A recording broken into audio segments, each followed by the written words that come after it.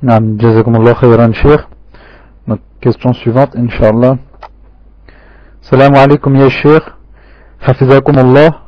Considérant que le croyant est sauvé du shirk akbar, mais quel est le plus dangereux des shirk asghar? Comment prendre conscience que l'on est tombé dedans? Comment œuvrer pour en sortir? Et quel est le meilleur moyen de s'en préserver? Barakallahu fikum, Cheikh. Tfadal, Cheikh.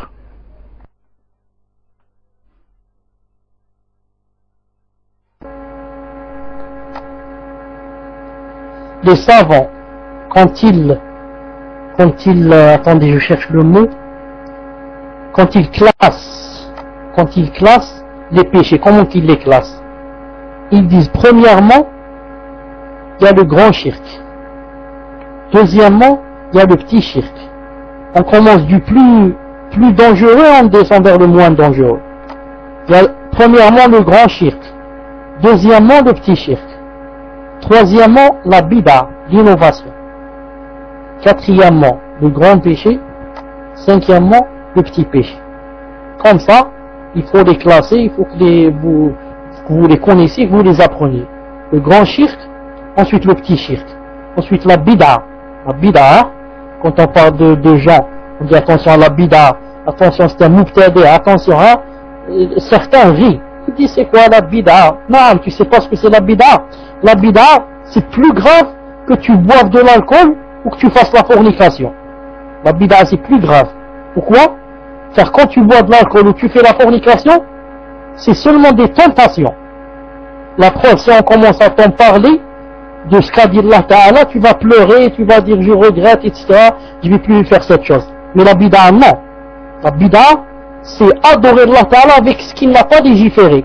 Donc tu crois que tu es dans le juste, tu crois que tu es dans le vrai, et tu es prêt à mourir pour ta bid'a. Tu es prêt à combattre tout le monde, et à sortir ton épée, et à faire les plus grandes fitnas du monde. C'est pour ça que le prophète a dit que Allah Ta'ala a voilé le repentir pour quelqu'un qui est mubtadi' jusqu'à ce qu'il se repente. Est-ce que vous avez remarqué qu'un takfiri, par exemple, est-ce que vous avez remarqué un takfiri, un khariji, un rafidi, un mu'tazili, vous avez remarqué que ceux-là ils font pas la tauba? Ça fait des années que Salah 19 entend les hadiths et les versets. Est-ce qu'il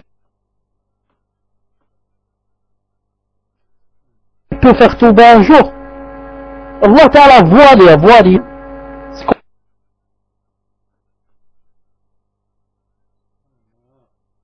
Comme disent les savants, comme a dit un grand savant, il a dit mon fils, les honnêtes, ceux qui font la zina, est mieux pour moi mon fils que je te vois fréquenter quelqu'un qui fait la bid'a, mon fils. Non.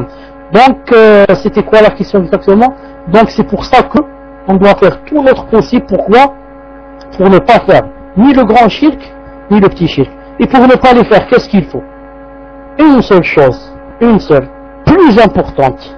C'est quoi? C'est d'apprendre la science. Tu ne peux pas t'éloigner des fautes et des péchés, et surtout du shirk, si tu n'as pas de science. Non, tu n'as pas de science. Allah l'a dit. Comment tu peux t'éloigner du shirk? Regardez, je vous donne un exemple. C'est pour ça que nous, du matin au soir, on n'arrête pas de parler de quoi? De aqidah. Aqidah,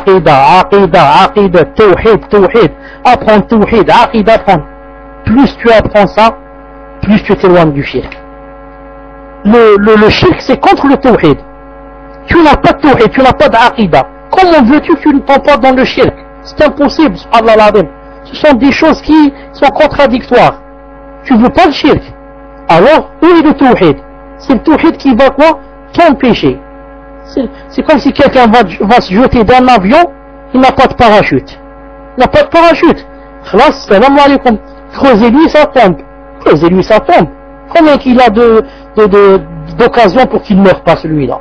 Il tombe d'un avion. Où est le parachute? Et maintenant, toi, tu risques de tomber de plus haut qu'un avion pour tomber en enfer. Où est ton parachute qui est quoi? Qui est tawhid. Où est ton parachute? Il n'y a pas. C'est pour ça que du matin au soir, nous on parle aux gens. Apprenez aqidah, apprenez tawhid. Je vous ai dit, si vous voyez quelqu'un qui fait la da'wah Ça, je vous donne une règle en or, Inch'Allah Ta'ala. Si vous voyez quelqu'un qui fait la da'wah et que vous voyez qu'il ne donne pas d'importance à la aqidah, il ne fait pas de cours d'aqidah, ou bien il fait une fois par an, là, ça veut dire que quelqu'un vraiment, yani, il est un peu loin. Non, mais il est loin, il n'y a pas d'aqidah chez lui. Il n'a pas d'importance. C'est pour ça que, il faut parler avec des gens qui disent aqidah. Ils disent c'est pas important aqidah. La aqidah, c'est l'essentiel, c'est de sortir les juifs de la Palestine. Non, c'est ça la aqidah. Tu combats les juifs, tu les sors de la Palestine. Tu sais pas toi combien de gens il y a de musulmans qui combattent les juifs et que eux-mêmes font du shirk. Tu sais pas toi ça?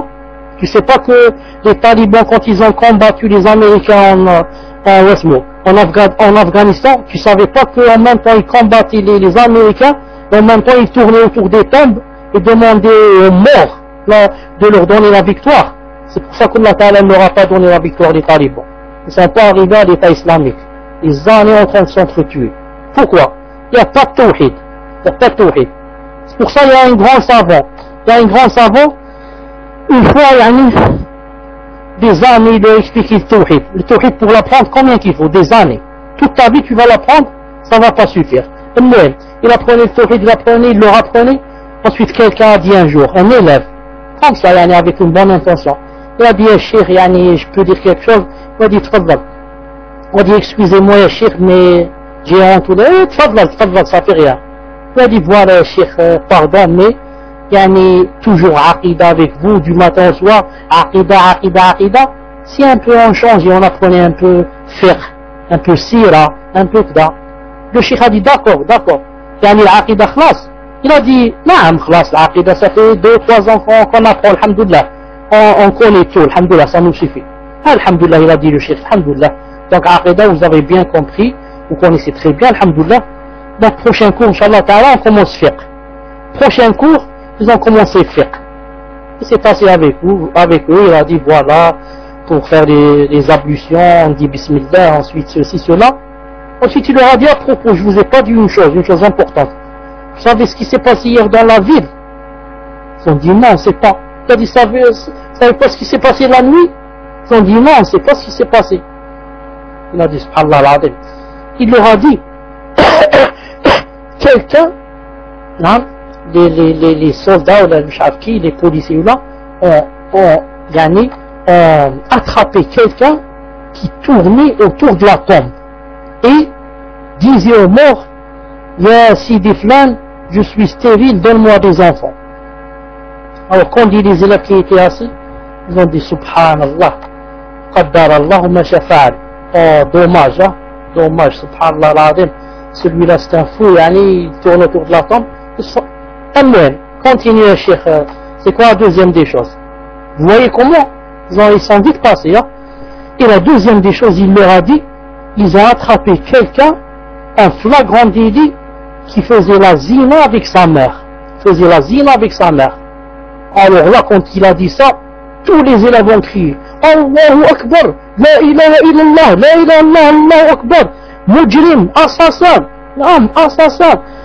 salaud, je ne sais pas quoi. Ils ont commencé à l'insulter de toutes les insultes. Et ils ont rougi, ils sont énervés.